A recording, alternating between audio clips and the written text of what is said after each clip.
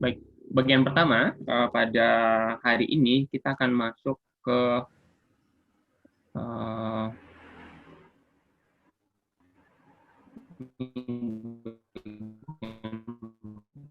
pertama ya. Kita akan bahas konsep dasar ya.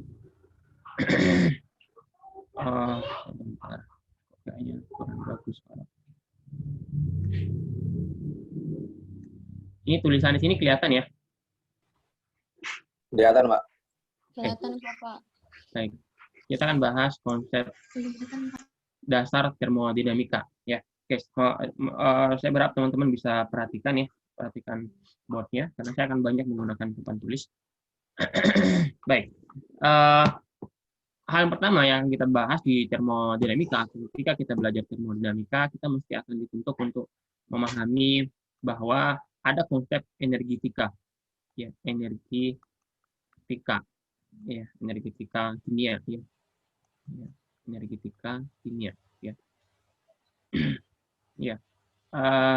Gini, saya buat kalimat yang pertama seperti ini. Semua materi, ya, semua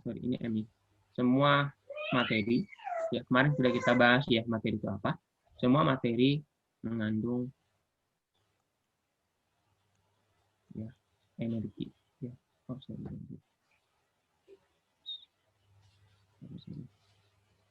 Ya, mengandung energi atau memiliki energi, gitu ya.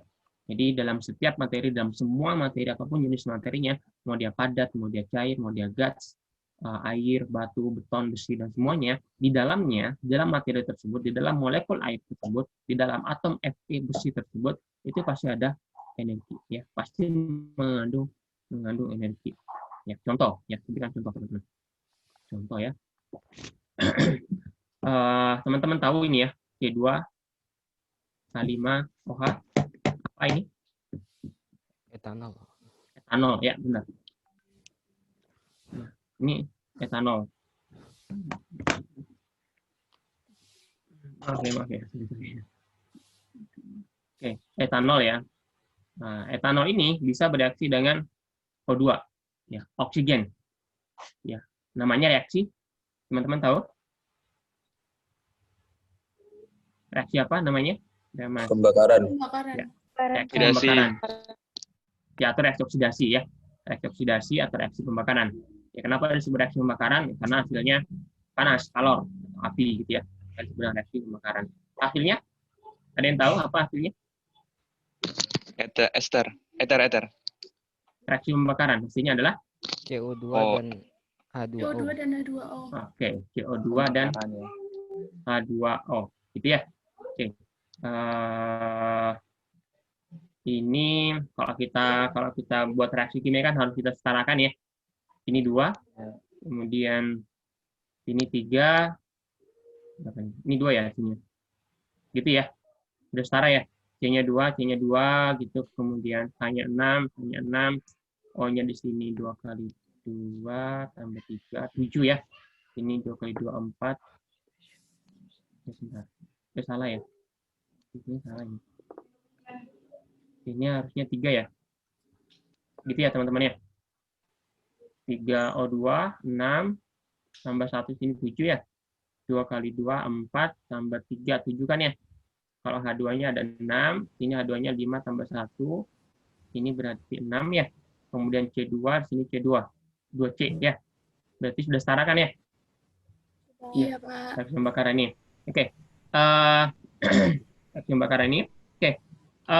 Teman-teman tahu dan sudah sering melihat reaksi pembakaran alkohol misalnya, atau etanol misalnya, atau misalnya atau metanol misalnya ya, kalau ada spiritus misalnya kita bakar maka dia akan menghasilkan api gitu kan ya. Nah, jadi maksudnya gini, reaksi pembakaran ini ya yang dihasilkan itu kan kalau kita melakukan reaksi pembakaran, misalnya pembakaran sempurna etanol seperti ini misalnya kita bakar, maka dia akan menghasilkan CO2. Dia akan menghasilkan H2O. Apakah cuma itu yang dihasilkan? Apalagi yang dihasilkan? Energi, Pak. Energi atau panas. Ya, atau dia akan menghasilkan plus api, kan ya? Benar ya? Iya. Iya, Pak. Ya, jadi akan menghasilkan juga api kan ya? Jadi kalau kita bakar etanol, alkohol, C2H5OH, kita bakar, kita reaksikan, kita oksidasi dengan oksigen, maka dia akan menghasilkan CO2 dan menghasilkan H2O. Tapi bukan cuma itu yang dihasilkan ternyata. Ini juga menghasilkan api. Ya kan ya? Ini juga menghasilkan api. Nah, sekarang kita lihat nih, ya. Semua yang di sebelah kanan, ya, semua yang di sebelah kanan ini, semua yang di sebelah kanan ini, ya, semuanya dihasilkan oleh yang di sebelah kiri. Benar ya? Apapun yang ada di sebelah kanan, di produk, semuanya berasal dari sebelah kiri, reaktan. Benar kan ya? Iya. Iya, Pak. Tidak ada sesuatu yang lain, tidak ada sesuatu di sini, apapun itu, di sebelah kanan ini, kecuali semuanya berasal dari sebelah kiri. Benar ya? Iya. Iya. Atau kalau kita mau bahasa lainnya, mungkin apapun yang kita temukan di sebelah kanan, di produknya, pasti ada sumbernya dari sebelah kiri. Iya. Benar ya? Oke. Iya. Oke. Sehingga kalau kita lihat di sini, maka kita akan katakan bahwa semua yang di sebelah kiri itu sudah berubah menjadi yang sebelah kanan. Semua yang di sebelah kiri sudah berubah menjadi sebelah kanan. Ya kan ya? Semua C di alkohol, ada 2 C, sudah ada di CO2. Ya. Semua H di alkohol, ada 6 H, sudah ada di air. Gitu kan ya? Semua O di oksigen, ada 6, plus 1 di etanol, sudah ada di CO2, dan sudah ada di air. Benar? Oke, kalau semua ini, CO2 dan H2O, berasal dari sini, C2H5OH dan O2, maka api berasal dari mana? Paham pertanyaan saya? Semua ini kan sudah habis nih, C2H5OH dan O2. Sudah habis kan ya semua? Menjadi apa? CO2 dan H2O. Sekarang apinya berasal dari mana?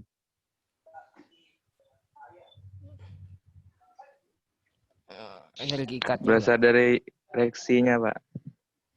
Ya. Berarti api itu pasti berasal dari C2H5OH dan O2 kan ya? Iya. Ini berasal dari sini. Ya, tadi sudah dijawab temannya. Ya, berarti di dalam C2H5OH dan O2 di situ sebenarnya ada energi. Di sini sebenarnya ada energi kan ya? Ya, ada yang disebut ada energi ikat misalnya. Ya, artinya di C2H5OH dan O2 itu ada energi yang energi itu bisa akan keluar ketika etanol dengan oksigen ini berubah menjadi CO2 dan H2O. Gitu. Ya.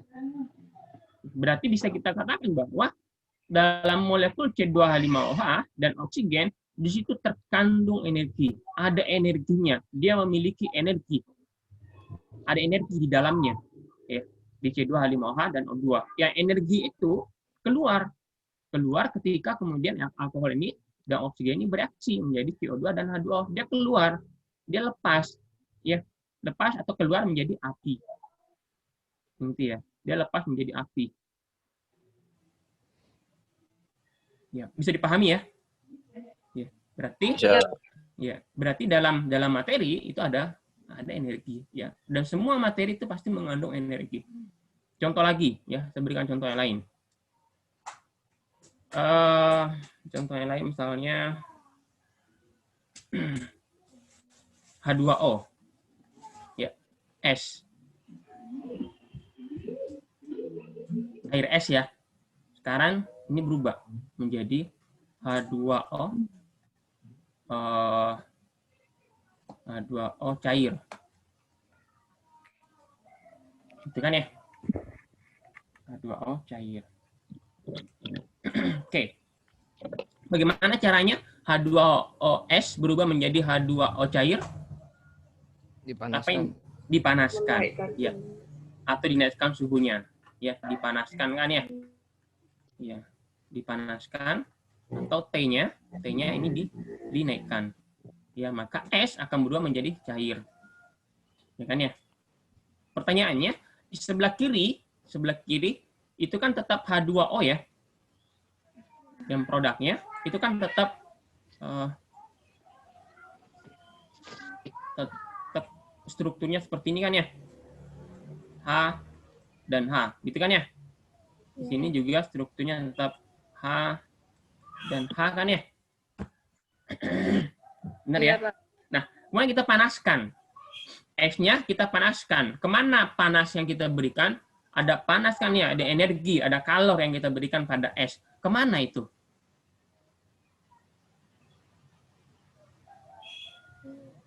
Iya, ke Dia kemana? Ke molekulnya sendiri kan, Mbak. Nah, maka berarti dia akan masuk ke dalam molekul ini kan ya? Ya, dia akan masuk ke dalam air, molekul-molekul air. Ya, dan dia akan berubah menjadi energi kinetik. Ya, makanya kan gerakan air cair itu lebih bebas, lebih cepat dibandingkan dengan gerakan air padat, air es. Ya, karena energi kinetiknya ini rendah. Tapi kalau kita panaskan, maka air ini akan menerima energi panas tadi, ya, kemudian diubah menjadi energi kinetik, sehingga di dalam air ini ada energi kinetiknya, makanya dia bisa bergerak. Ya, nah, maka ini contoh lagi bahwa dalam molekul-molekul itu, dalam air-air itu ada energi, di situ ada terkandung energi. Dia mengandung energi. Ya, bisa energi ikat tadi misalnya, energi ikat ya. Atau bisa dia energi kinetik misalnya, ya, atau energi yang lain banyak, ya. Teman-teman tahu misalnya CO2 ya, atau metana CH4 ya, itu semuanya adalah gas rumah kaca, ya, gas rumah kaca tahu ya, yang menyebabkan suhu bumi itu semakin tinggi, ya. Apa yang dilakukan oleh CO2 dan CH4 sehingga kemudian disebut gas rumah kaca? Yang dilakukan adalah dia menyerap energi matahari, IR, inframerah dari matahari. Ya. Jadi misalnya, ya, CO2 ya, CO2 itu kan C, seperti ini kan ya. Ini itu bervibrasi, panjang pendek. Ya. Kalau teman-teman belajar di kimia tingkat lanjut, maka ini dia akan panjang pendek ini.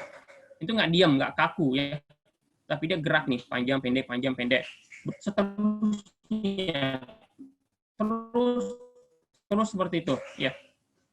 Kenapa bisa bergerak? Berarti ada energi kan ya yang menyebabkan dia bergerak. Ini panjang pendek, stretching namanya stretching ya, panjang pendek, ya, panjang pendek. Ya. Dia dapat energi. Energinya dari mana? Dari inframerah matahari ya. Sementara IR, inframerah matahari itu panas ya. Jadi semakin banyak IR yang diserap, semakin panas.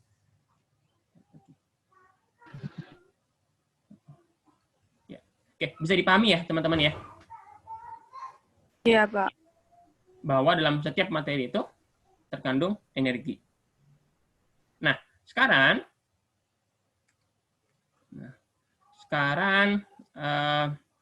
gini. Tadi sudah. Nah, oke. Energi tersebut ya bisa atau dapat ya keluar masuk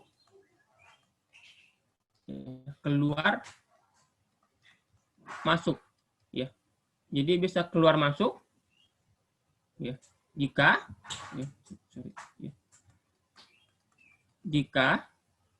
materi tersebut berubah. Ya, entah berubah fisik seperti air es menjadi air cair atau air uap, atau dia berubah secara kimia, artinya berubah struktur, ya, seperti air misalnya berubah jadi oksigen atau berubah jadi H2. Ya. Jadi energi tersebut dalam setiap materi tadi itu bisa keluar masuk. Ya, dia bisa keluar, itu dia bisa masuk ya. Seperti tadi misalnya etanol, dia berubah jadi CO2 dan H2O, maka dia akan keluar dari etanol. Ya, sebaliknya kalau misalnya air kita ubah dia dari es menjadi cair, berarti masuk ya, ada energi yang masuk ke dalam air ya. Ya. Jadi jika materi tersebut diubah entah secara kimia atau secara fisik, maka akan ada energi yang bisa keluar mungkin atau mungkin dia masuk. Nah, sebaiknya mungkin dia bisa masuk. Nah, apakah energi yang keluar itu bisa diukur? Apakah energi yang masuk itu bisa diukur? Energi tersebut bisa diukur? Apa? Menurut saya bisa maksudnya. Pastinya bisa, gitu kan ya. Makanya kita belajar termodinamika. Kalau nggak bisa kita belajar termodinamika. Kan gitu kan ya. Ya. Jadi apakah energi tersebut bisa diukur? Jawabannya bisa. Ya, bisa diamati, bisa diukur, bisa dirasakan. Ya. Kalau kita reaksikan antara alkohol tadi ya, dia berubah jadi CO2 dan H2O, apakah energi yang dihasilkan itu bisa kita rasakan? Bisa, sangat bisa. Tapi jangan dicoba. Karena kan api kan ya. Ya. Apakah besarnya energi api yang dihasilkan bisa diukur? Oh, sangat bisa. Sangat-sangat bisa. Ya. Makanya kan ada nilai energi setiap bahan bakar ya. Alkohol berapa energinya, bensin berapa energinya, aftur di pesawat berapa energinya, itu bisa diukur. Ya. Bisa diamati? Sangat bisa. Ya. Dengan indera, dengan alat ukur itu sangat-sangat bisa. Oke, nah parameternya apa? Ya, parameternya untuk bisa mengukur.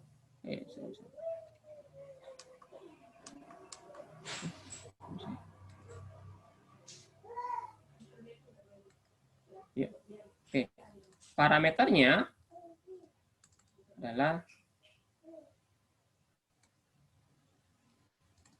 kegedeannya.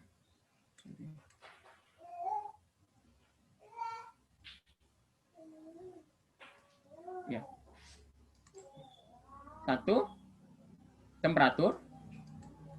Ya. Temperatur.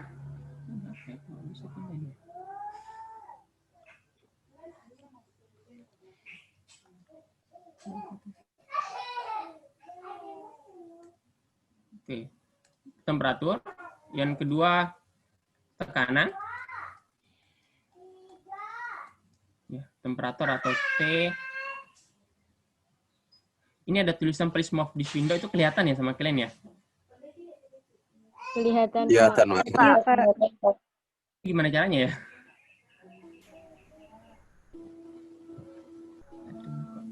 Replace, Pak. Letakkan ke bawah. Gimana? Geser ke bawah nulisnya, Pak. Oh gitu. Dia kok muncul-muncul terus ya? Nggak apa-apa kok, Pak. Masih cukup kelihatan kok, Pak. Iya, cuma maksudnya itu untungnya dia nanti hilang lagi, muncul lagi. Oke, saya teruskan ya. Jadi energi yang keluar atau energi yang masuk ketika materi berubah secara fisika, secara kimia, itu bisa kita ukur. Bagaimana cara mengukurnya? Apa yang kita ukur? Yang kita ukur adalah temperaturnya, perubahan temperatur, perubahan tekanan, perubahan volume, ya, dan atau 4 adalah perubahan jumlah partikel, ya. Ini parameternya, ya. Karena nggak mungkin kan berapa energi misalnya api ya, tangan kita digunakan untuk mengukur, nggak mungkin ya, karena parameternya adalah parameter yang tidak terukur kalau pakai tangan itu ya. Tapi kita menggunakan parameter yang terukur.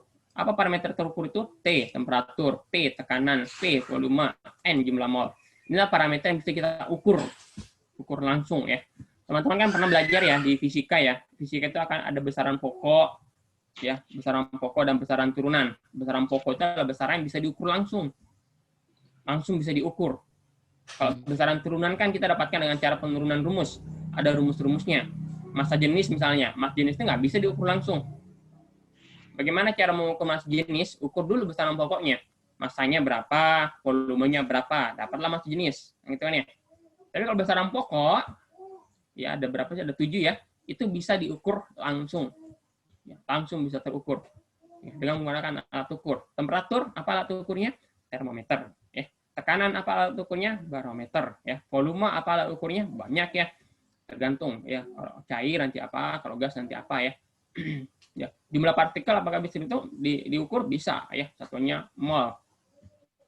Ya, tapi nggak mungkin kalau jumlah mol diukur secara manual. dihitung satu persatu, nggak mungkin ya, makanya pakai rumus. Ya. Tapi hasilnya adalah dari besaran pokok. Ya.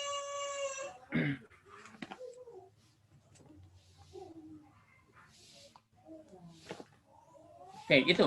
Ini yang pertama ya. Ini konsep pertama yang perlu kita pahami, bahwa di dalam semua materi itu ada energi. Yang pertama. Yang kedua, energi tadi bisa keluar masuk. Ya, ketika materi tadi diubah baik secara kimia atau secara fisik. Bagaimana cara mengukur besarnya energi yang masuk atau besarnya energi yang keluar? Kita gunakan parameter. Ya, karena nggak mungkin mengukur energi secara langsung. Energi itu adalah besaran turunan. Ya, energi itu adalah besaran turunan. Ya, entah rumusnya macam-macam lah rumusnya. Kalau energi kinetik nanti rumusnya apa? Energi kinetik itu 1/2 mp kuadrat ya kalau nggak salah ya. Kemudian kalau energi potensial nanti rumusnya apa? Energi potensial apa? M kali A kali MHQ apa ya, lupa saya rumusnya. MHQ ya. M kali H kali A ya, percepatan ya. Kemudian nanti kalau energi sinar apa rumusnya, energi materi apa rumusnya gitu kan ya. Karena ini besaran turunan ya. Maka untuk mengukur energi kita menggunakan besaran pokok ya, temperatur, tekanan, volume, jumlah partikel, dan semua ini bisa kita ukur. Ya, semua ini bisa kita ukur langsung ya, langsung di lab. Oke, itu yang kedua, konsep pertama yang kita bahas. Sekarang konsep kedua. Sekarang konsep kedua berarti ini yang B ya. Ini yang B.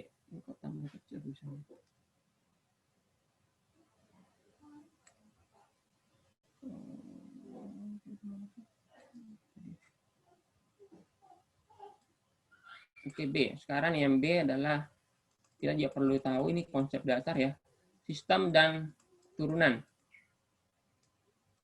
Sistem dan turunan. Oke. Setiap kita bekerja di lab, ya kita pasti akan pasti akan menggunakan sistem sistem dan turunan. Ya Allah, bukan turunan, sorry. Sistem dan salah ya. Sistem dan lingkungan ya, maaf.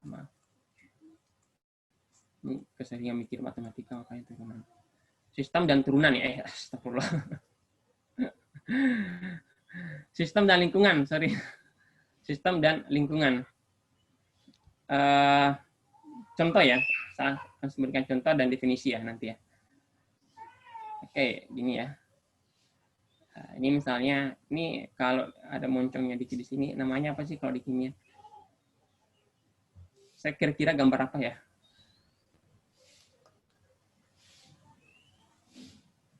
Nggak tahu ya. Gelas beker aja Pak itu Pak. Oh iya, gelas beker. Gelas Beker atau biasanya orang gelas piala gitu ya. Ada gelas beker, gelas piala. Ya. Ini kan biasanya kita gunakan untuk melakukan reaksi kimia ya.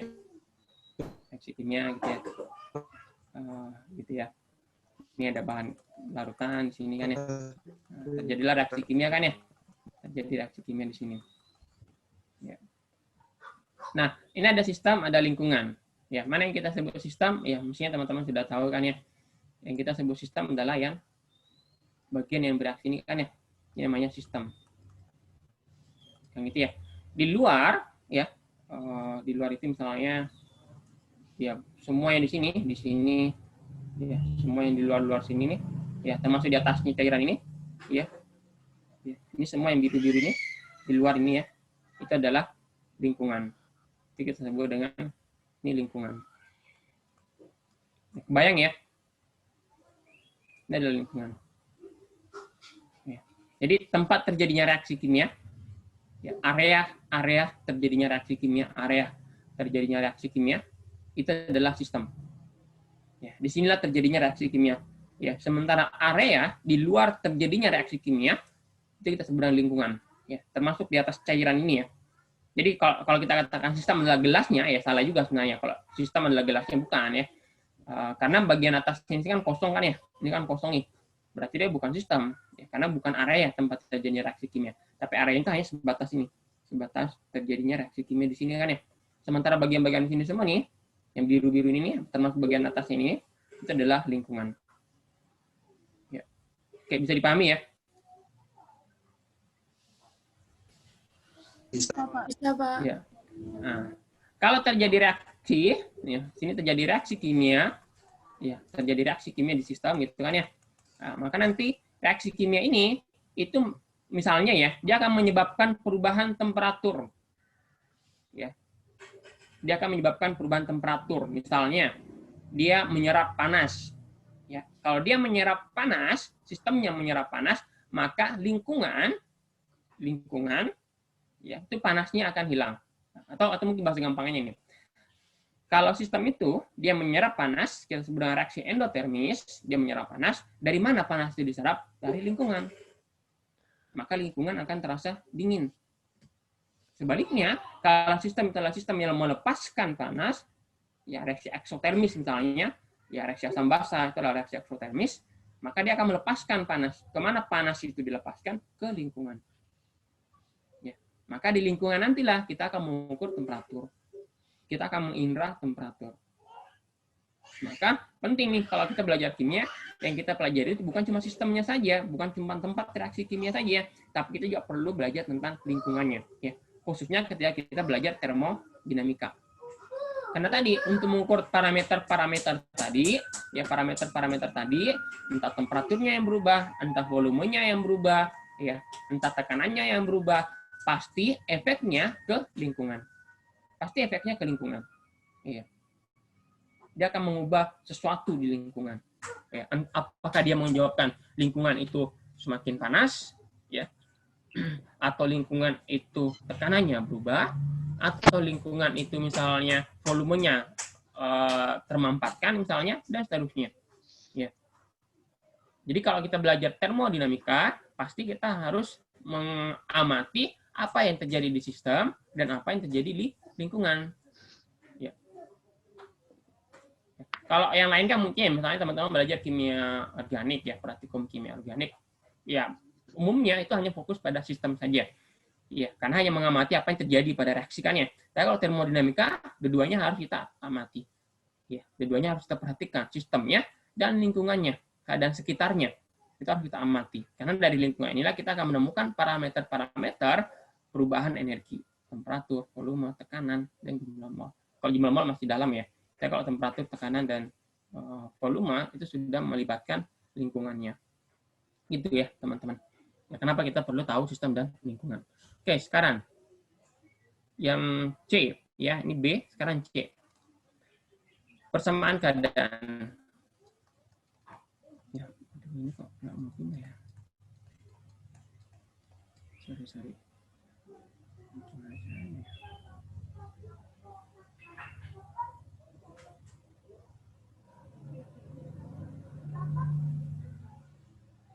Oke, persamaan keadaan. Simpelnya kita katakan ini adalah persamaan ya. Namanya persamaan itu kan berarti hubungan ya. X sama dengan Y ya. Itu berarti persamaan. X sama dengan Y gitu ya.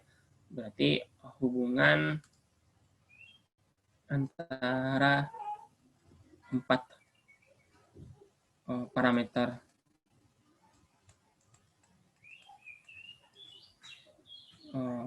parameter di atas ya, parameter energi reaksi kimia ya, reaksi kimia ya, hubungan ya. Jadi ada hubungannya tuh ya. Apa contohnya? Nah, ini contoh yang paling teman-teman kenal. Ada yang bisa menyebutkan satu persamaan yang menghubungkan 4 parameter di atas? PV sama dengan NRT itu, Pak. Iya, benar. P kali V sama dengan N kali R kali T kan ya? Ada hubungan kan ya? P tekanan, V volume, N jumlah mol, T temperatur, dan R ini adalah tetapan gas. Ada hubungannya, ada persamaannya. Ya, artinya apa? Kalau kita ingin tahu, misalnya nih ya, temperaturnya tahu. Ya. Kemudian jumlah molnya sudah tahu. Volumenya sudah tahu. Maka otomatis tekanannya kita tahu tanpa perlu kita ukur. Ya. Jadi keempat-empatnya itu P, V, N, dan T nggak perlu semuanya kita ukur. Cukup kita tahu 2 atau 3 diantaranya, maka yang lainnya sudah bisa kita tentukan. Kenapa? Karena ada persamaan yang menghubungkan di antara keempatnya. Salah satunya yang umum kita kenal, yang familiar kita kenal, itu adalah PV sama dengan NRT. Ya. Ada juga nanti mungkin yang sekedar istilah ya. Kalau P dan T itu nanti kita sebut dengan intensif ya, besaran intensif ya. Kalau yang V dan N ini adalah besaran ekstensif. Tahu ya teman-teman? Pernah dengar? P dan T itu adalah besaran intensif. Kalau yang V dan N, volume dan jumlah mol itu besaran ekstensif. Ada yang tahu bedanya apa?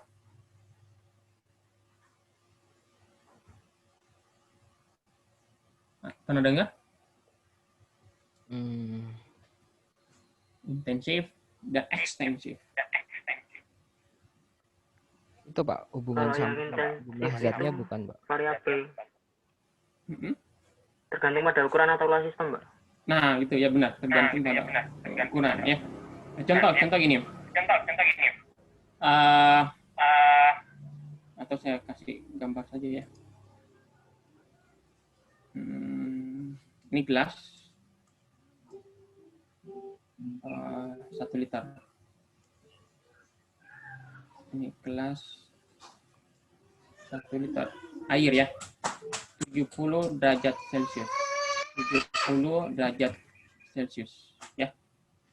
Ini volume 1 liter 1 liter. Ini temperatur 70 ya. Dijumlah. Sama dengan pertanyaannya. Volumenya jadi berapa? 2 liter. 2 liter. Temperaturnya jadi berapa? 70. 70. Temperaturnya jadi Tetap 70. 70 ya. Nah, kelihatan ya bedanya ya. Ini ekstensif dipengaruhi oleh jumlah, sementara intensif tidak dipengaruhi oleh jumlah. Kelihatan ya? Itu kan tidak dipengaruhi oleh jumlah. Banyak ya, nggak cuma P dan T ya, banyak ya.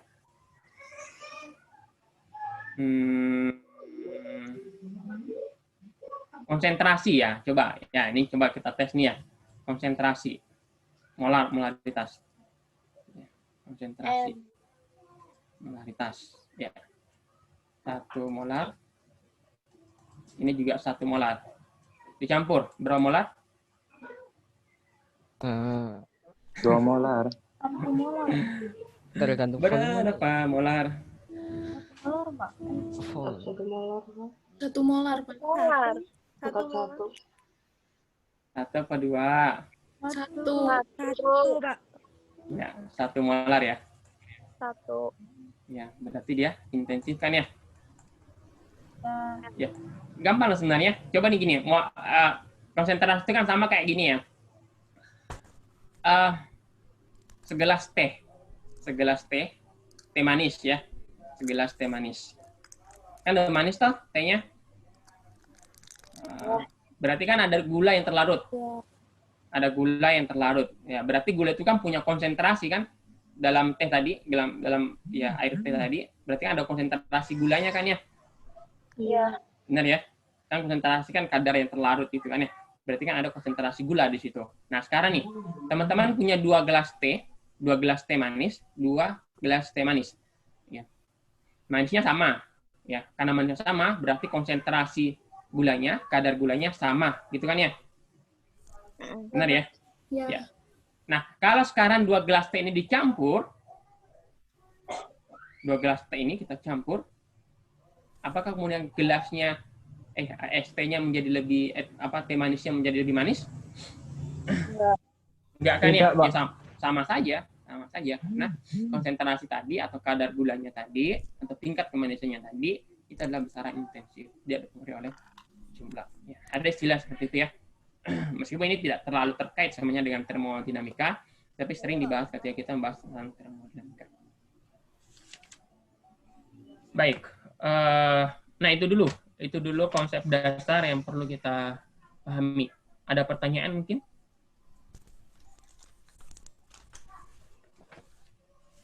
Silakan melalui chat atau open mic kalau ingin bertanya. Sambil saya nggak ada chat ya.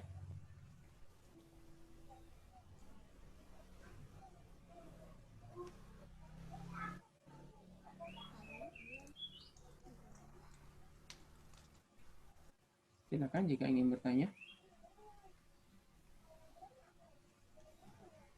Tidak ada? Oke, kita lanjut ya. Nah, sekarang ada P, ada V, ada N, PP, ada T kan ya? T. Ya. Oke. T dulu nih, T dulu, T. Padatan. Padatan punya temperatur ya. Punya N, punya P, punya P kan ya? Cair, punya juga kan ya? Gas juga punya. Kan ya? Oke. Apakah temperatur padatan bisa diukur? Bisa. Bisa. Ya, temperatur padatan bisa diukur? Bisa. Ya. Apakah temperatur cairan bisa diukur? Bisa. Bisa. Apakah temperatur gas bisa diukur? Bisa. Bisa ya. Oke. Sekarang N. Apakah jumlah mol suatu padatan bisa dihitung? Bisa. Bisa. Nah, cairan, Bisa. gas, Bisa. bisa ya. Oke, sekarang volume. Apakah bisa diukur? Tiga-tiganya? Bisa. Bisa. Volume padatan, volume cairan, volume gas, jawabannya bisa. Tekanan. Apakah tekanan padatan bisa diukur? Bisa. Bisa ya, meskipun sangat kecil sebenarnya ya. Bisa. Kecil tapi ya.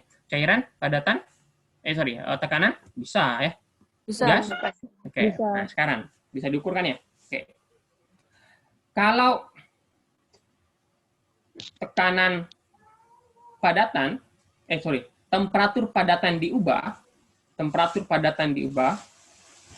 ya, dibandingkan dengan jangan temperatur ya, tapi misalnya tekanan saja lah, tekanan. Kalau tekanan padatan diubah, tekanan cair diubah, tekanan gas diubah, mana yang signifikan kelihatan berubah? Volume. Jumlah mol? Enggak, mesti padatan, cair, gas. Padatan, cair, gas. Tekanannya diubah. Jumlah mol mungkin. Enggak, bukan kebalik, bukan Volume itu sama pertanyaan. tekanan, Pak. Enggak, bukan pertanyaannya bukan ke situ. Saya antara padatan, cair dengan gas, antara padatan, cair dengan gas. Gas, Pak. Ya, kalau kemudian tekanannya diubah, ya, nanti kan volumenya berubah kan ya? Ya. Mana yang signifikan berubah? Gas. Antara padatan, cair, gas. Mana? Gas. Gas ya. Pasti gas. Kan gitu kan ya? Pasti gas kan ya? Atau simpelnya, sederhananya, bisa kita katakan perubahan keempat parameter ini, tekanan, volume, jumlah mol, temperatur, paling mudah diamati kalau dia gas. Bisa dipahami? Ya, Pak. Ya.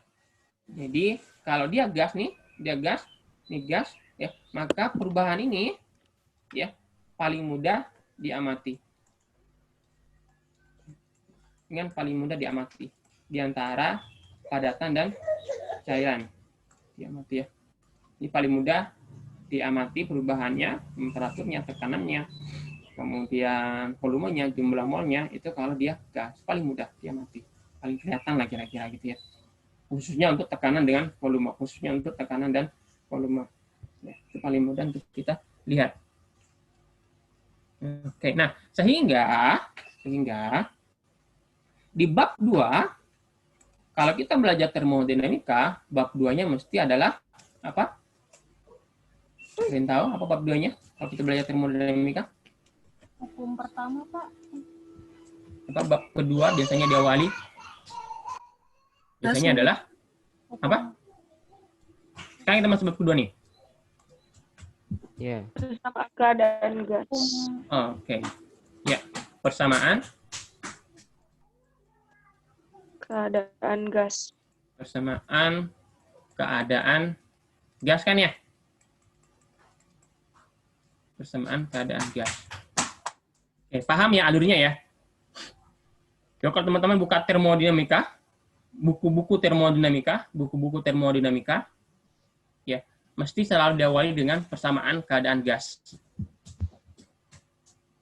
Ya, bukunya Atkins yang warna biru itu di perpustakaan banyak ya, atau bukunya Castellan yang kimia fisik Castellan, ya, buku lama ya, atau bukunya Mong, atau bukunya J.J. Paula, ya, itu semuanya diawali dengan persamaan keadaan gas. Ya, termasuk buku-buku yang bahasa Indonesia. Ya, termasuk modul yang saya kirimkan ke teman-teman di e-learning itu mesti diawali dengan persamaan keadaan gas. Ya, tentu ada pengantar dulu, baru setelah itu diawali materinya dengan persamaan keadaan gas. Ya, kenapa? Karena dari semua sistem termodinamika yang bisa kita amati, padat, cair, gas yang paling mudah diamati, perubahan parameternya P, V, N, dan T-nya itu adalah gas, paling mudah diamati. Ya. Oke, sudah ini? Sudah, Pak. Oke. Saya masih penasaran sama ini, kok nggak bisa pindah-pindah dia. Sebentar. Apa cara lainnya?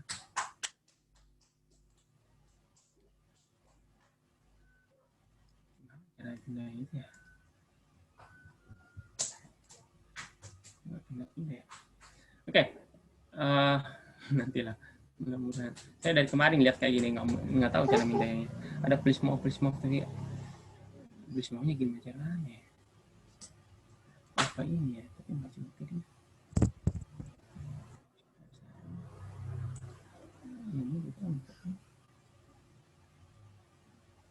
Oke, lanjut dulu ya.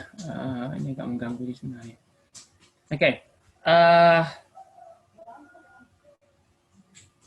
Nah, persamaan keadaan nanti ada dua ya, persamaan keadaan itu ya. Saya tulis di sini dulu. Jadi persamaan keadaan. Kalau saya misalnya persamaan gas ya. Persamaan keadaan gas, ya itu ada dua nanti ya. Ada ideal, ya. Ada real, ya, atau nyata, ya. Persamaan keadaan gas nyata atau persamaan keadaan gas real ya. Ini dan juga persamaan keadaan gas ideal atau persamaan gas ideal ya. Saya biasanya punya persamaan gas ideal. Ya.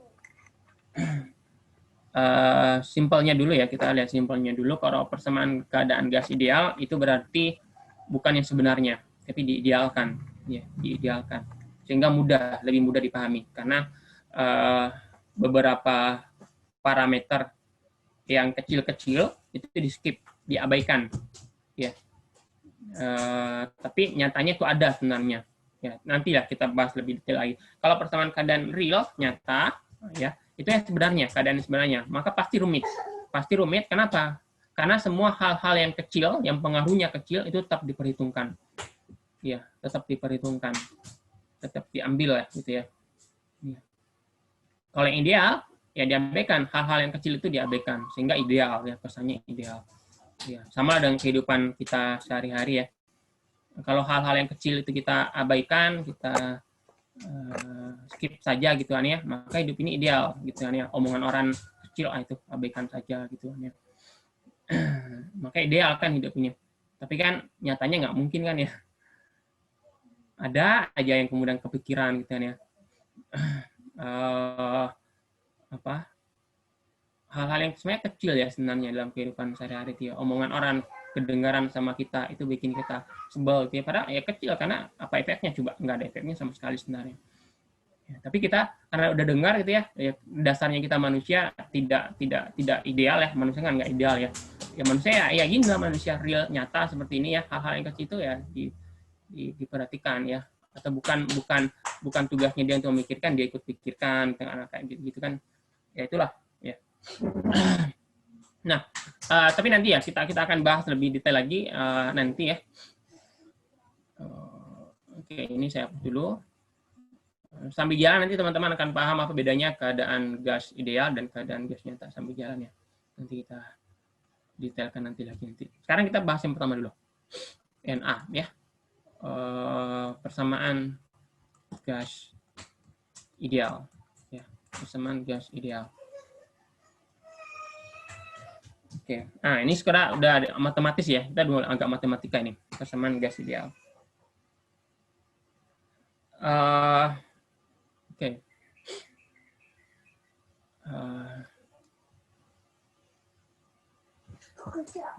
Oke.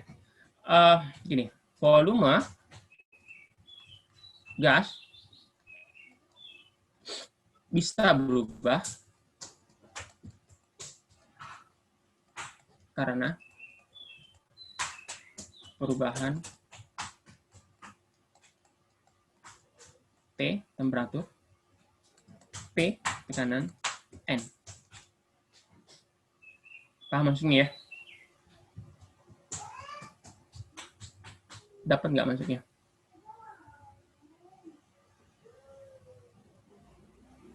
Volume gas itu bisa berubah. Benar kan ya?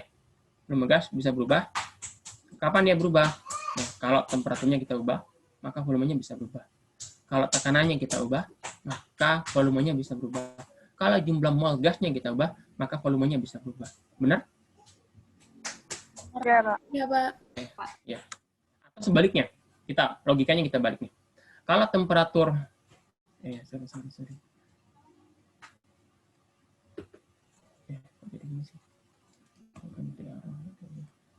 Oke.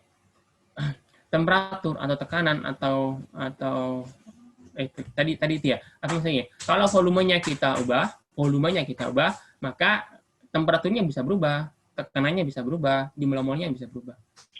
Gitu ya. Atau tadi yang pertama, kalau temperatur kita ubah, tekanan kita ubah, jumlah mol kita ubah, maka volume bisa berubah. Yang itu ya. Sebaliknya, kalau volume kita ubah, volume satu gas kita ubah, maka bisa jadi kemudian temperaturnya berubah, tekanannya berubah, jumlah molnya berubah. Ya, sama saja kan sebenarnya ya. Oke. Maka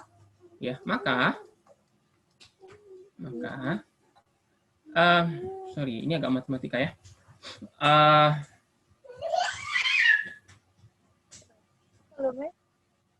Teman-teman tahu ini dan ini?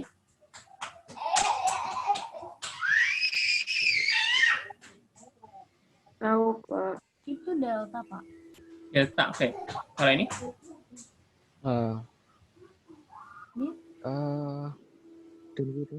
Densitas. Perapatan.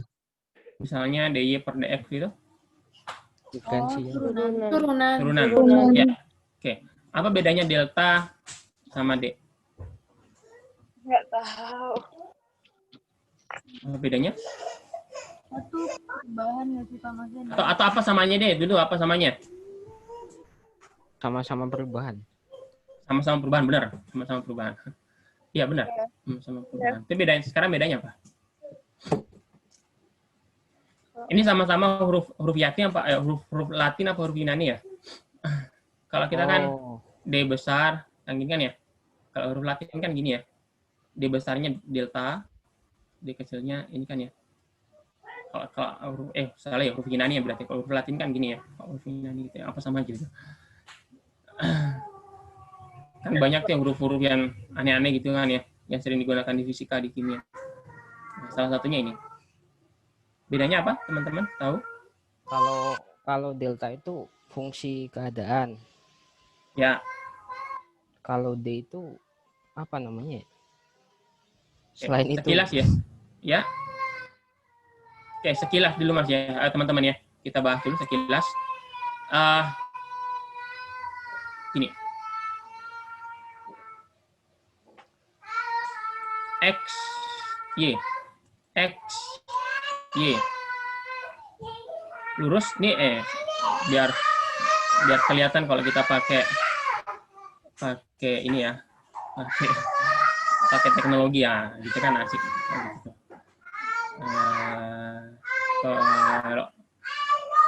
Kalau setengah lingkaran yang mana ada ya?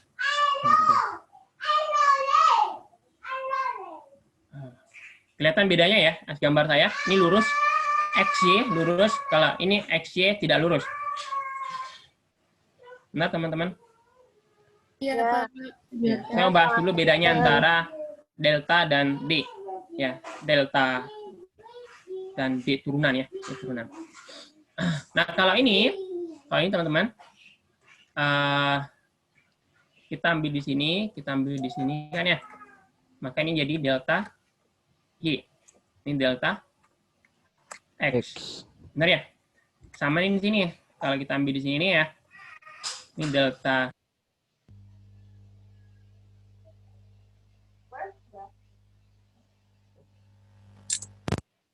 Nah, apa bedanya antara ini dengan ini? Bedanya gini.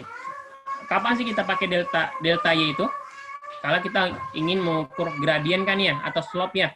Delta Y per delta S kan ya? Oke, coba di sini. Ini kalau di sini bisa nggak ya? Delta Y per delta X. Jawabannya di sini nggak boleh. Ini nggak boleh, ini boleh. Kenapa boleh di sini? Di sini boleh karena kemiringannya dimanapun, ya, dimanapun teman-teman ambil.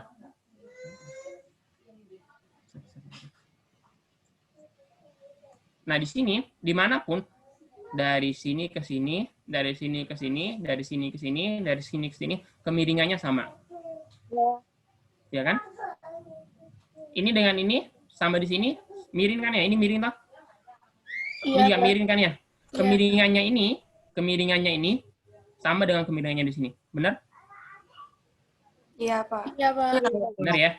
Maka, bebas saja kita mau pakai delta, mau panjangnya segini, mau panjangnya semua sekalian, mau kecil saja misalnya gini aja deh. Nah, maka miringnya di sini yang biru ini dengan yang merah ini sama saja. Maka nggak ada masalah kita pakai delta Y. Nah, sekarang di sini nih. Gini. Ya. Ini miring. Bagian sini miring. Miring, Pak. Miring kan ya? Di sini kan ya? Ini kan miring toh? Di sini miring. Iya, Pak, miring. Ah, tapi miringnya beda. Benar? Benar, Pak. Miringnya ini lebih miring. Miringnya ini lebih miring. Kan ini miringnya ini miring tapi nggak terlalu miring kan ya? Iya.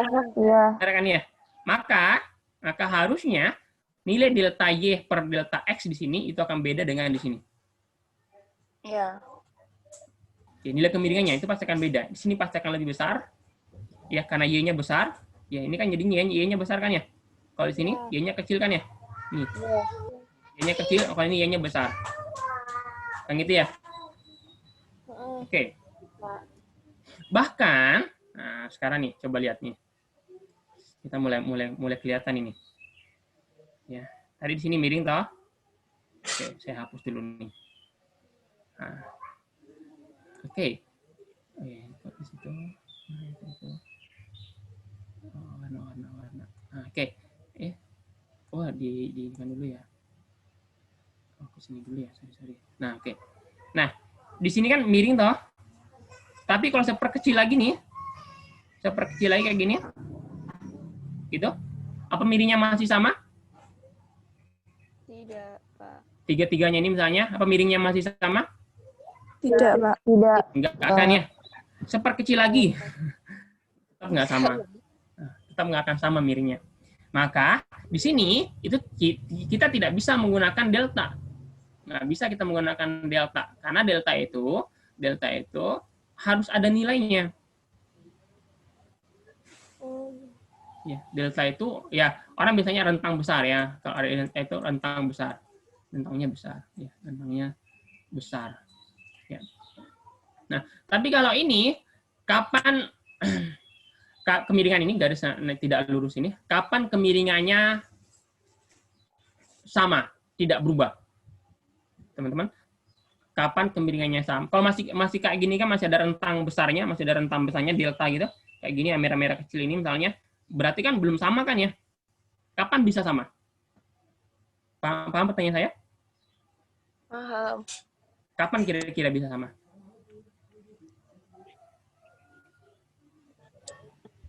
Nilai Y dan X-nya sama mungkin, Pak.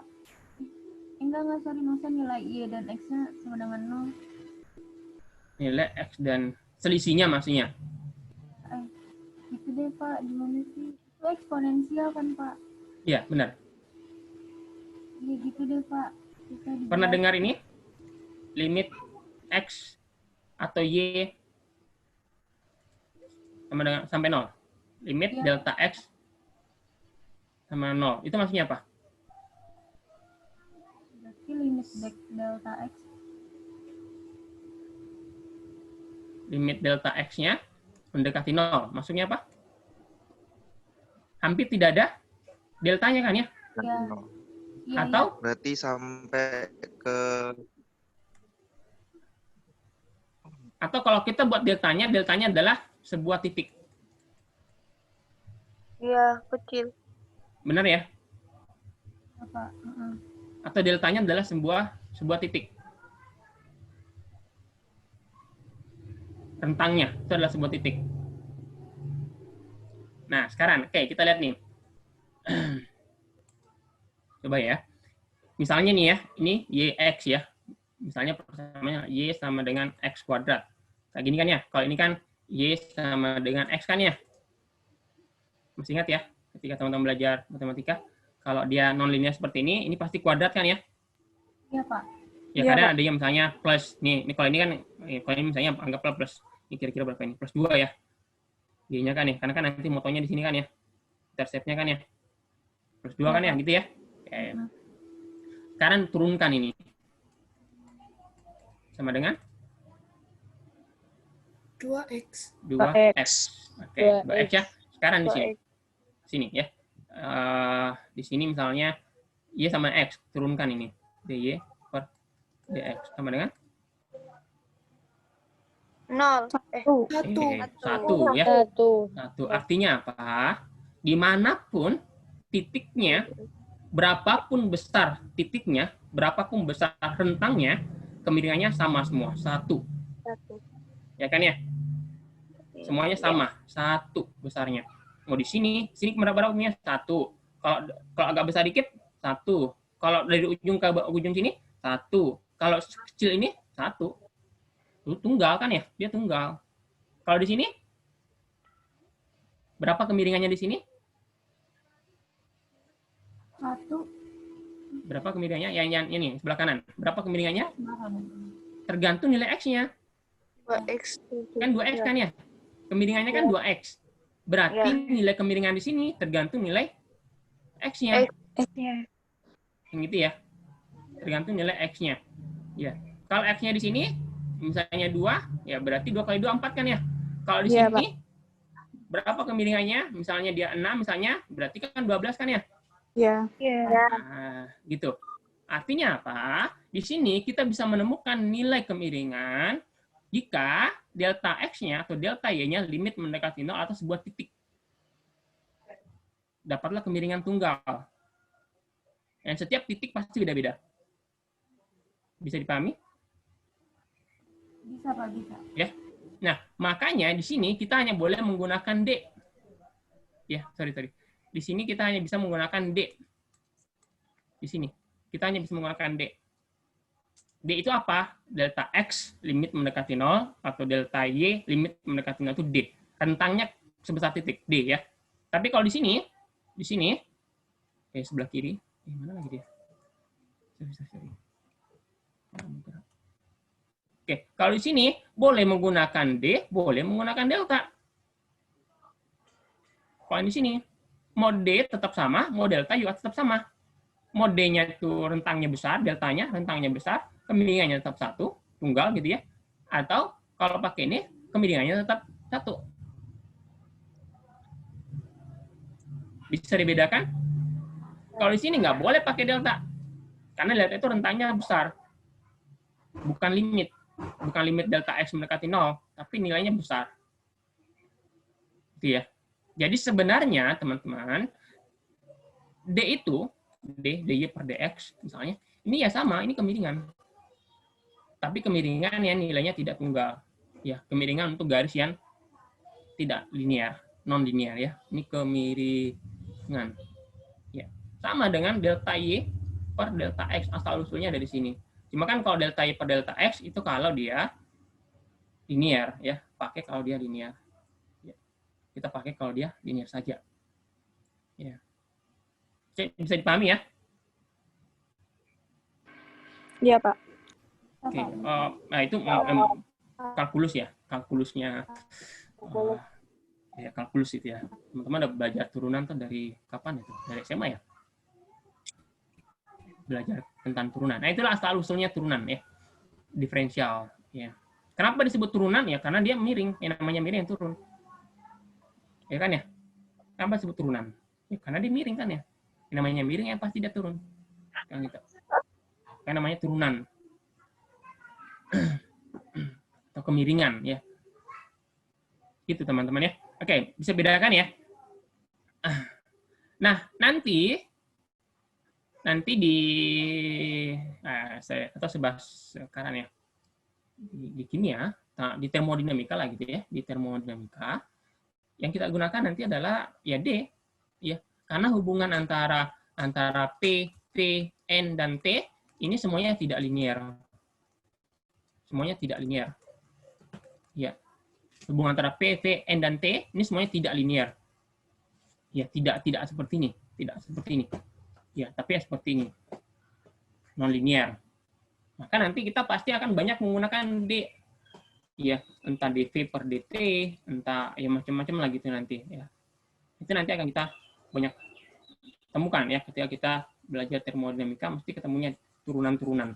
Ya turunan itu simpel kan ya, turunan nanti ya. Kenapa dia turun? Karena dia miring. Gitu ya teman-teman ya. Oke. Nah sekarang tadi itu sorry tadi sampai sini ya.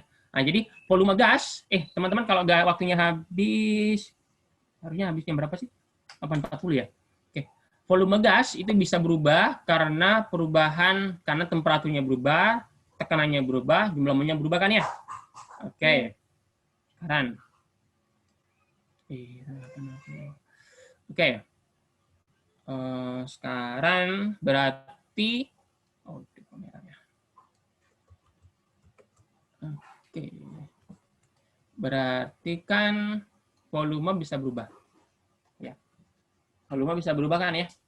dV namanya perubahan volume. Kita nyebutnya perubahan volume. Kenapa pakai D? Karena perubahannya tidak linear. Perubahannya tidak bentuk garis lurus. Ya. Gitu teman-teman ya. Jadi volume bisa berubah. Berapa perubahannya? Itu tergantung berapa perubahan temperatur. Ya. Jadi biasanya kita tulis parsial ya. Ini kalau mau dijelaskan nggak panjang lagi nanti. Ini sama ya, sebenarnya kalau namanya ini parsial, bagian yang lain udah nggak konstan. Do namanya do ya, ini do T per salah. Kok nulisnya gitu sih? Jadi perubahan volume itu tergantung volumenya berubah karena T-nya berubah, ya. Pada saat N dan P-nya konstan, atau volumenya berubah karena P-nya berubah dengan asumsi N dan T-nya konstan, atau volumenya berubah karena jumlah molnya yang berubah ya pada saat P dan T-nya konstan. Oke, bisa dipahami tulisan yang saya tulis ini? Oke, saya ulangi ya. Volume, volume itu bisa berubah. Ya, volume itu bisa berubah. Ya, cuma karena volume perubahannya adalah perubahan non linear, maka kita tidak menggunakan delta P, tapi kita menggunakan dV. Ya, karena perubahannya non linear. Berapa besarnya perubahan volume? Berapa besarnya perubahan volume ini? Itu tergantung besarnya perubahan volume karena perubahan temperatur, ditambah dengan besarnya perubahan volume karena perubahan tekanan, ditambah dengan besarnya perubahan volume karena perubahan jumlah mol. Ya. Kalau volume berubah hanya karena temperatur T, ya, P-nya tidak berubah, N-nya tidak berubah, berarti ini semuanya 0, ini 0. Berarti kan sisa ini kan ya. Ya. Tapi ini kita ambil semua dengan asumsi semuanya mungkin bisa berubah secara spontan, secara simultan. Ya, secara simultan ini berubah gitu kan ya. Ya, kita ambil secara umum dulu ya. Tapi nanti akan ada kasus-kasus khusus di mana yang berubah hanya temperatur saja, tapi P-nya sama E-nya nggak berubah. Ya, nanti bisa kita bahas itu. Oke, bisa dipahami teman-teman ya. Oke. Nah, sekarang jadi Ini kan kita mau ini ya, saya ulangi dulu ya, saya balik ke sini dulu. Kita itu mau mencari ini, kita tuh mau mencari ini. Asal usulnya PV sama dengan NRT. Ini kan udah tahu sejak lama ya, dari SMA ya. Teman-teman udah tahu ini dari SMA. Nah, sekarang nih tugas kita ini di S1 ini, di kimia S1 ini, kita ingin tahu nih asal usulnya di mana sih persamaan ini, kok simpel banget gitu kan ya. Ya, kok bisa PP sama dengan NRT? Kok dapat rumus ini dari mana? Ya, gimana cara menurunkan rumusnya sehingga dapat rumusnya kayak gini? Nah, itu target kita. Ya. Jadi kita akan sampai ke persamaan ini nanti. Nanti teman-teman akan tahu asal usulnya PV NRT itu. Ya, sama kalau teman-teman nanya, asal usulnya MC kuadrat itu dari mana gitu. Kok bisa Einstein dapat rumus kayak gitu? Apakah cukup satu halaman kertas? Oh, nggak mungkin. Ya, mungkin satu buku mungkin baru bisa nyampe MC kuadrat. Ya, sama dengan PV NRT. Ya, itu nggak cukup satu kertas. Ya, bisa beberapa kertas. Ya. Nah, itu target kita ya, teman-teman ya. Kita akan sampai di sini nanti. Kita akan ketemu dari mana asal usulnya PV NRT itu. Ya. Oke.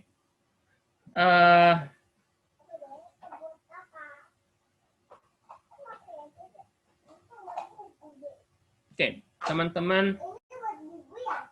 Bentar ya. Oke. Oke, teman-teman tahu hukum Boyle? Hukum Boyle.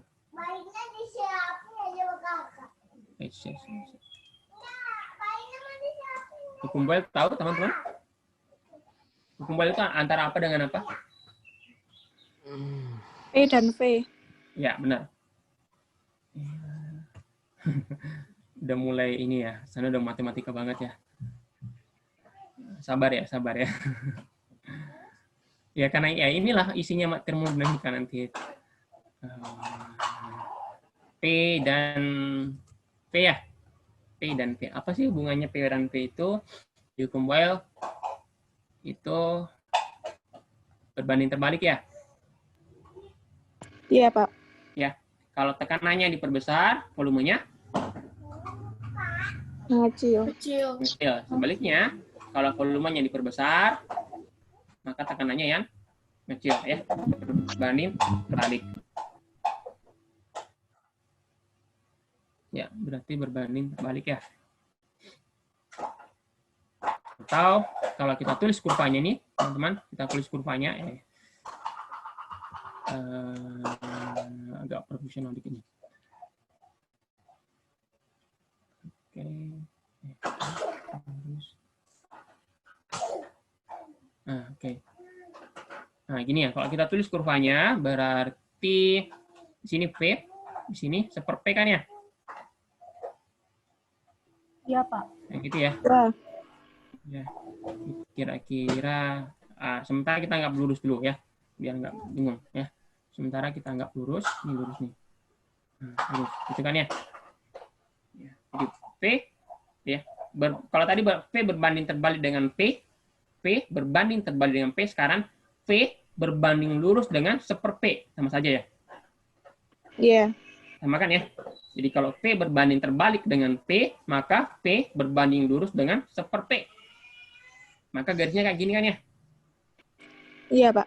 Kalau nulisnya di sini P, di sini P, di sininya P, di sininya P ya. Kalau teman-teman nulis sini P, di sini P saja, maka nanti garisnya kayak gini. Iya ya. Ini di flip ya garisnya ya. Gitu ya teman-teman ya. Nah, berarti ini kan sama kalau di sini Y, di sini X kan ya. Ya, kalau di sini Y misalnya, kalau saya sini X misalnya, maka nanti kayak gini kan ya.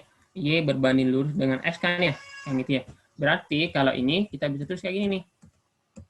Ya, P berbanding lurus dengan seper P. Nah, kayak gitu ya. Iya, Pak. Oke. Nah, kalau maka ini maka ya. Maka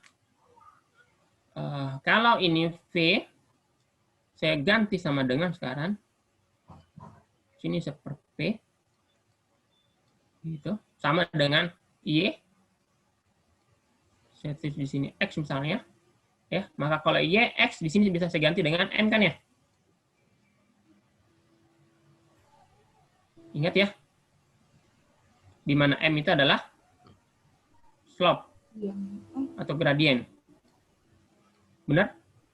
Ya Pak, benar. Benar ya. Dan ini konstan. Karena lurus kan ya.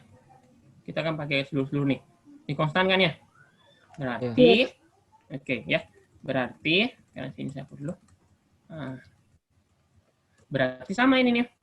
P sama dengan 1/P. Kalau tadi beban lurus, sekarang sama. Tapi syaratnya 1/P ini harus dikalikan dengan sebuah konstanta. Di mana konstanta ini adalah kemiringan dari kurva antara P dengan 1/P kan ya? Iya. Benar ya? Oke, ulangi. Jadi kalau tadi berbanding lurus, sekarang kita ubah nih sama dengan V sama dengan 1/P. P sama dengan 1/P, tapi 1/P-nya harus kita kalikan dengan sebuah konstanta. Konstanta K misalnya ya. Kalau di X kita pakai M, sekarang kita pakai K saja. Konstanta ya. Di mana konstanta ini adalah nilai dari kemiringan kurva yang terbentuk antara V dengan 1/P. Ya, P dengan 1/P. Itu kan ya. Maka di sini bisa kita tulis, bisa tulis lagi sini. Sini maka K sama dengan P dikali P. Oke. Oke. Oke.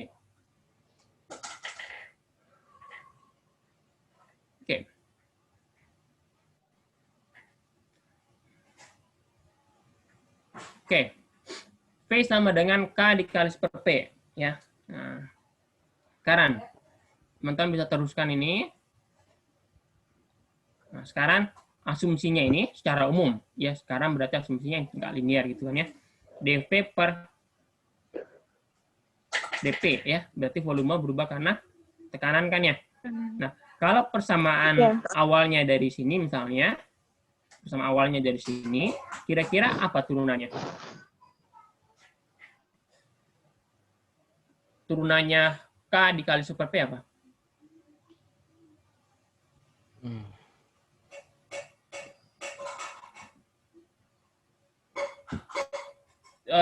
Turunan sudah belajar ya? Sudah belajar turunan? K. Apa hasilnya? K, Pak. K. Hati-hati. Ini kan sama kayak K P-1. P-1. Oh. Berarti? Min P pangkat min 2. 1 per P kuadrat. Min? 1 per kuadrat. K-nya masih ada? Oh. Masih, Pak. Masih ya, kan konstanta kan itu ya. Dikali P pangkat min 2. Min 2 ya. Benar ya? Iya, Pak. Jangan bingung lah ya. Saya nggak tanggung jawab kalau bingung. Karena teman-teman udah belajar turunan. Atau min K P kuadrat. Benar ya? Min K P kuadrat.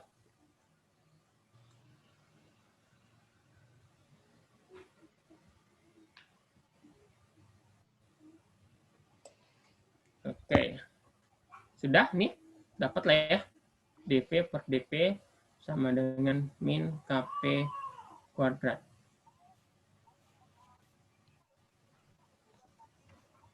Di mana selanjut ya? Ini. Paham ini sampai sini? Paham, Pak. Oke. Nah, di mana K? K itu apakah tadi? P kali P kan ya? Iya. P kali P.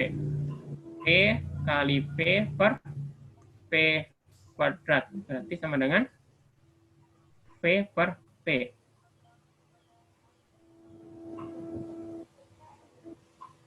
Sudah? Oh, ada minyak. Sorry. Oh, minyak kelupaan nih. Min ya? Sorry. Bentar ya. Ini ada min tadi ya. Ini min. Sama dengan ini min. P per P kan ya? Iya. Oke. Iya. dV per dP sama dengan min P per P. Ya, dV per dP, saya ulangi, dV per dP sama dengan min P per P. Min P per P. Oke, sudah?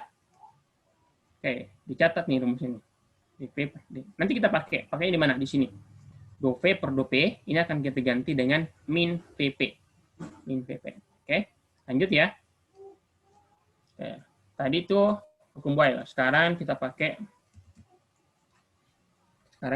hukum Charles ya. Pakai hukum Charles sekarang. Hukum Charles itu V berbanding lurus dengan T. Ya, V berbanding lurus dengan T. Ya, jika P dan N konstan ya. Oke. Maka sama dengan tadi ya. Ya, kalau kita bikin kurvanya, maka kita akan ketemu nih. Kita akan ketemu P sama dengan T jika T ini kita kalikan dengan sebuah konstanta, di mana konstanta K itu adalah kemiringan dari kurva V dengan T kan ya. V dengan T. Ya, maka kita ketemu nih. K sama dengan V per T. Benar ya? Maka dV per dt sama dengan apa teman-teman?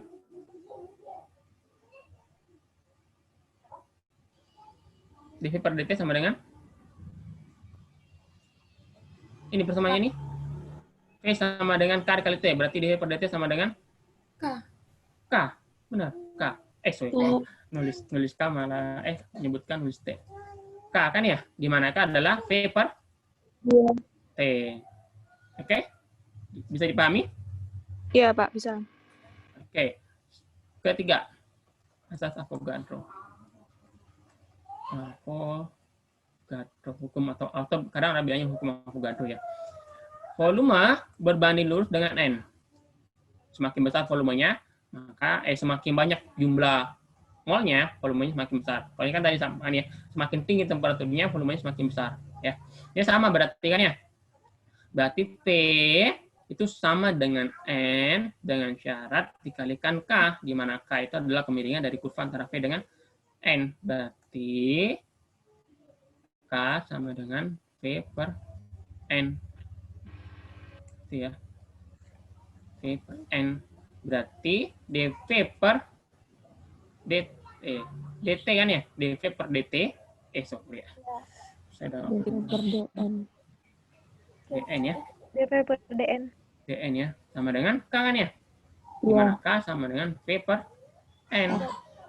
Oke, gitu kan ya. Nah, ini nanti analoginya adalah do V per do T ya pada saat P dan N konstan itu sama dengan V per T. Ya sama nih. Pendekatannya menjadi do V per do N pada saat T dengan P itu sama dengan V per N. Ya, kalau yang tadi kan ya, ini ya, do V per do P pada saat T dan N konstan adalah min V per P. Nah, sekarang kita gunakan ini. Ya, kita pakai ini, saya ulangi ya. Kita pindah ke halaman selanjutnya. Nanti catatannya ini, videonya saya kirimkan, catatan ininya juga saya save PDF kan. Oke. Ada dV sama dengan tadi adalah do V per do T. Apa? PN ya? PN. Oh, tadi sorry ya, saya ada yang kelupaan tadi. Oh iya, benar. Ada yang kurang di situ ya. Oh, sorry, saya agak tadi yang kurang. Saya ulang ya. Volume itu berubah besarnya, banyaknya perubahan volume itu sama dengan perubahan volume akibat perubahan temperatur ya pada saat P dan N konstan ya dikalikan dengan perubahan temperatur. Ini kurang tadi. Ini tidak sama nih. Tadi ada yang kurang tuh. Volume, perubahan volume karena perubahan tekanan ya pada saat T dan N-nya konstan dikali dengan perubahan tekanannya. Kemudian ditambah dengan perubahan volume karena perubahan jumlah mol pada saat T dan P konstan dikali dengan perubahan jumlah molnya. Oke. Nah, do V per do T, sebentar ya. Ini tadi dikali dt, ini dikali dp, ini dikali dn ya. Sorry, saya lupa tadi. Nah, di mana do V per do do V per do P itu adalah min VP, sementara do V per do T, mana tadi do V per do T itu adalah ini ya, do V per do T adalah V per T. Nah, berarti kan V per T dikali DT gitu ya? Iya, Pak. Min V per T dikali DP, benar ya? Oke, ditambah dengan V per N dikali DN. Oke. Bentar ya. Nah, sekarang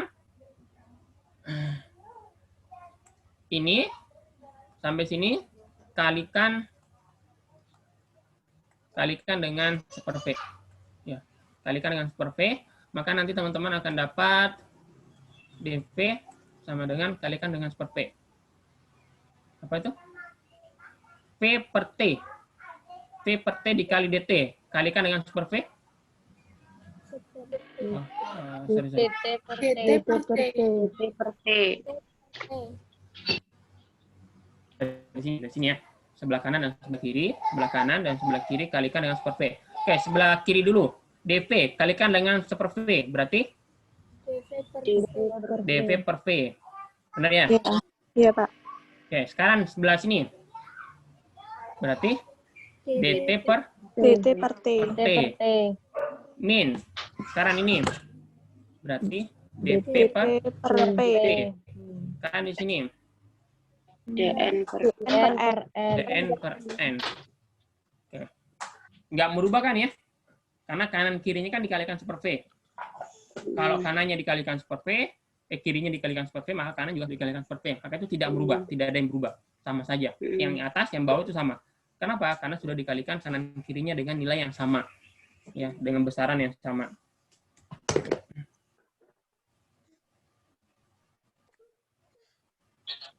Oke, nah sekarang sampai di sini. Udah 5 menit lagi ya. Sekarang integralkan. Integralkan ini. dV per V, kalau integralkan. Teman-teman tahu apa integralnya? Seperti dV integralnya apa? Halo? Langsung aja ya, biar agak apa? Ln. Kan tahu ya, kalau super X dia integralnya apa? Super X. X dx integralnya adalah ln X. Berarti kalau super dV integralnya adalah ln. Ya. P. Ya. Nah, karena ini ada integral tak tentu, tidak ada delta dari 0 ke T misalnya, maka ini harus plus C kan ya. Ya, ini harus plus C kan ya integralnya ya. Integral itu sorry ya. Harusnya saya ini karena buru-buru juga. Harusnya gini ya. Integral V sama dengan integral dt per T min integral dp per P plus integral dn per n ya. Ini tidak ada batasan, misalnya kayak kalau integral tentu kan ada 0 sampai 1 misalnya, tapi ini enggak. Karena dia integral tak tentu ya. Oke, saya agak buru-buru ya. Oke. Berarti tadi integralnya adalah ln V plus C sama dengan apa tadi itu? Ln T ya? Ln T plus C, kemudian min ln T plus C, ya, kemudian plus ln N plus C. Ya, gitu ya. Oke. Nah, sekarang C-nya kita gabung. Ya. Anggaplah ini C1, ini C2, ini C3, ini C4 ya. Kita gabung dia. Kita gabung. Berarti jadinya sekarang ln V sama dengan ln T min ln P plus ln N kemudian plus dalam kurung C4 min C3 plus C2 min C1 gitu kan ya? Oke. Maka ln P sama dengan ln T ln P ln N plus anggaplah semua ini C. Sama maksudnya ya? Anggaplah semua C. Atau kalau nggak mau pakai C, sekarang anggaplah semuanya adalah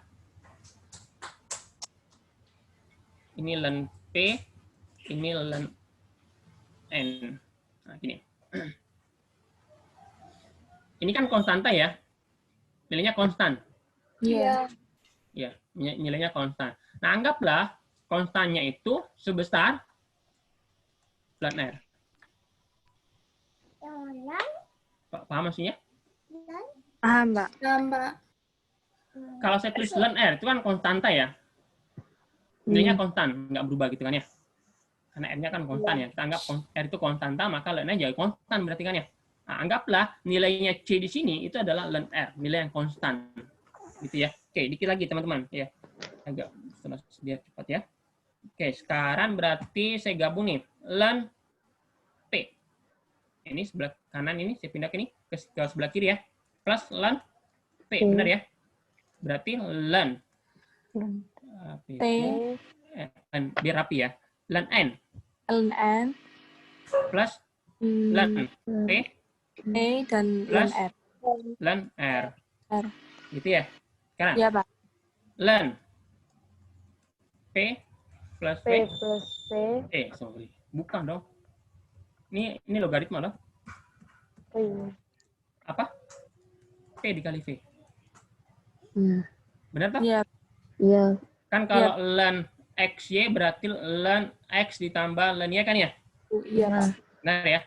Nah, berarti ini sama juga kan ya? Ln N dikali T dikali R. Udah?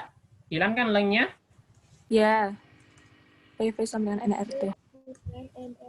NTR atau NRT gitu ya. PV sama dengan NRT. Itu kan ya? Dapatlah. Itu kan ya? Oke. Kenapa sih? Oke, dapatlah rumus ini ya. Kenapa disebut persamaan keadaan ideal? Kenapa ideal? Ya tadi ini, karena ini diidealkan. Apakah P berbanding dengan seperti P? Dia memang berbanding lurus. P dengan P, dia memang berbanding lurus ya. P ini dengan seperti P, dia berbanding lurus. Oke, dia berbanding lurus. Apakah linear? Enggak. Gitu teman-teman. Apakah linear? Enggak, dia enggak linear. Dia pasti kayak gini. Ya, hubungannya tidak linear, hubungannya tidak lurus-lurus saja, tapi ada bengkok-bengkoknya. Ya, tapi kita idealkan, anggaplah idealnya lurus dulu lah gitu ya, biar gampang ya.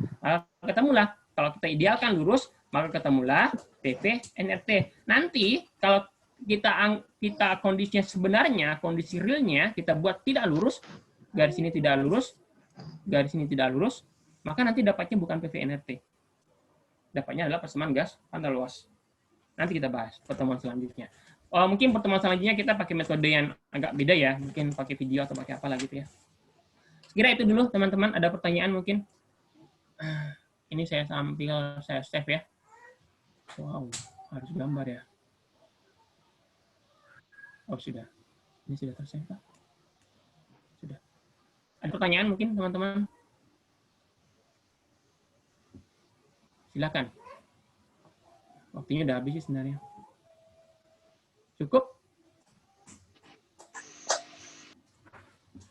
Atau bingung malah mau nanya apa? Belum, Mbak. Belum ya. Oke. Mungkin beberapa kali nanti kita ya memang ada banyak persamaan sih di termodinamika. Nah, salah satunya pertama ini. Setelah ini kita akan lihat persamaan Van der Waals yang nggak panjang itu ya. Itu yang kita bahas selanjutnya teman-teman.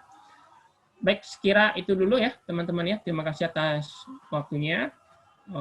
Nanti kita akan lanjutkan di pertemuan selanjutnya. Nanti saya informasikan kira-kira kita akan pakai model apa ya.